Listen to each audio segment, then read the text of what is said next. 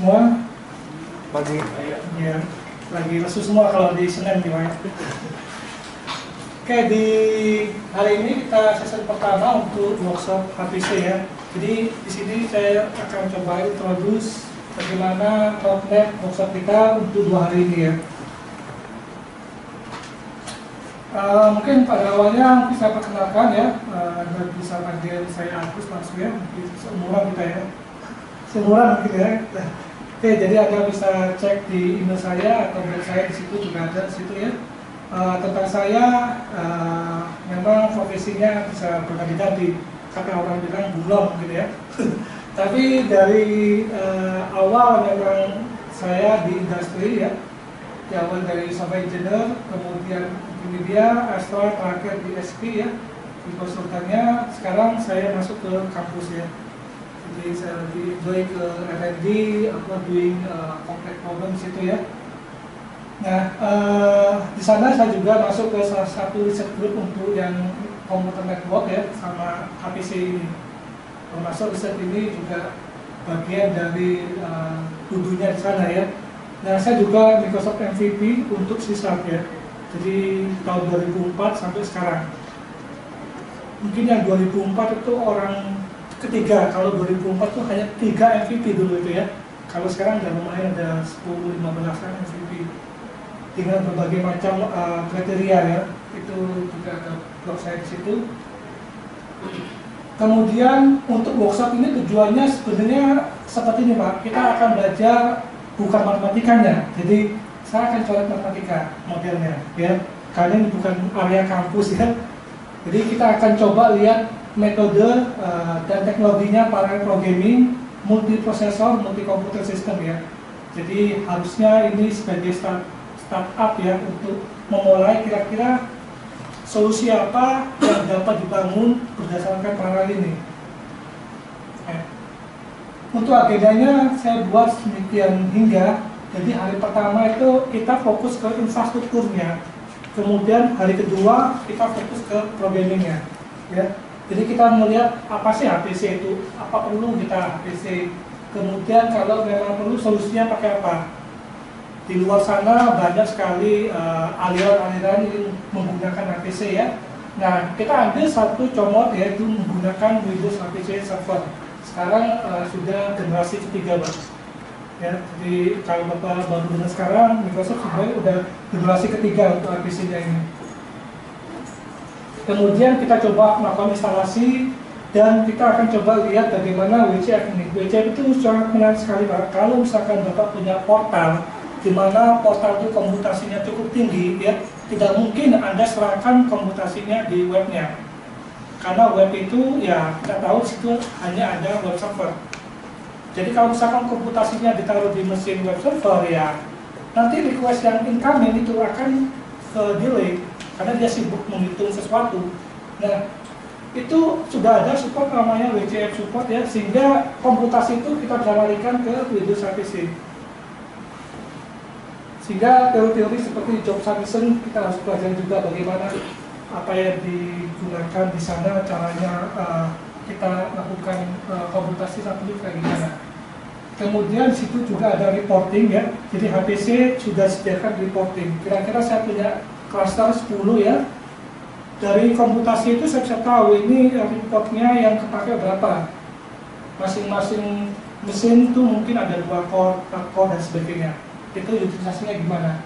Dan reporting ini kalau kita add on dengan Vampir dan sebagainya, itu kita bisa tahu algoritma kita tuh seberapa optimal ya.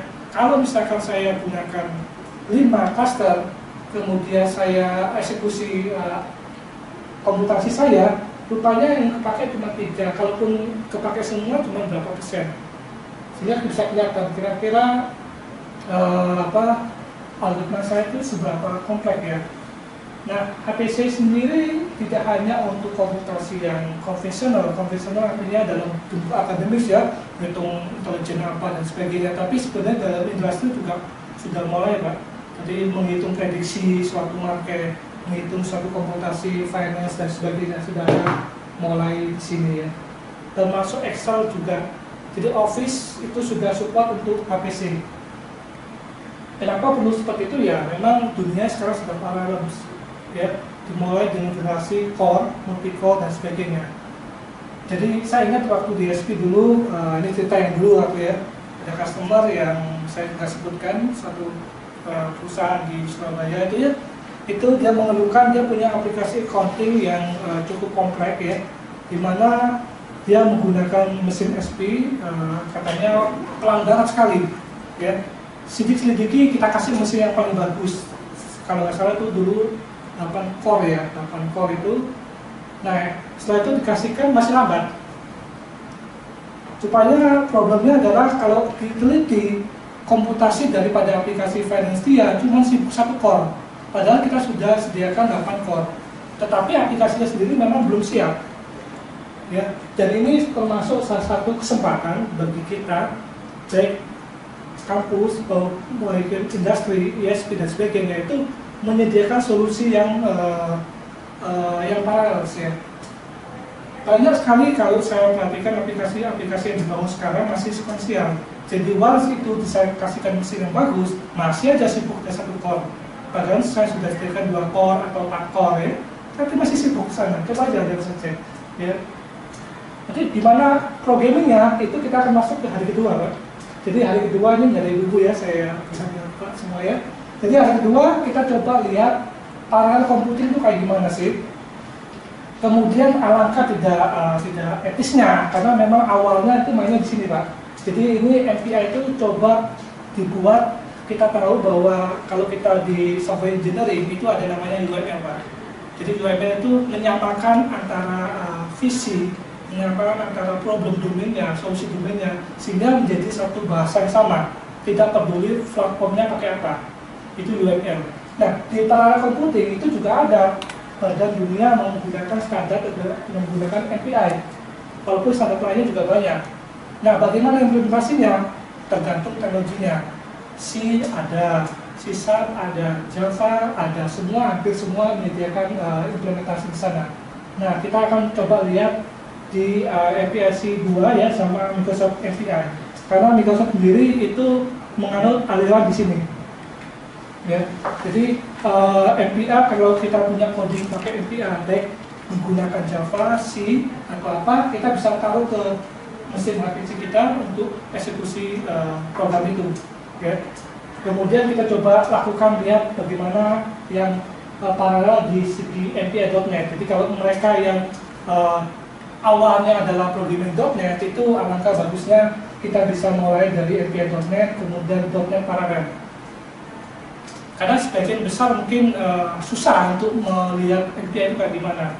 Tetapi dengan model yang namanya .NET paralel, itu kita jauh lebih high level. Karena kalau kita misalnya punya basic di C#, VB.NET itu jauh lebih mudah di sana.